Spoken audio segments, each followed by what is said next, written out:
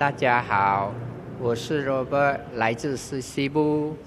今年61岁。我在3月11号，我从木嘎回来，我得到生病，我得到咳嗽不停，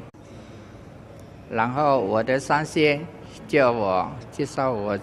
吃那个200黑，一天2粒，早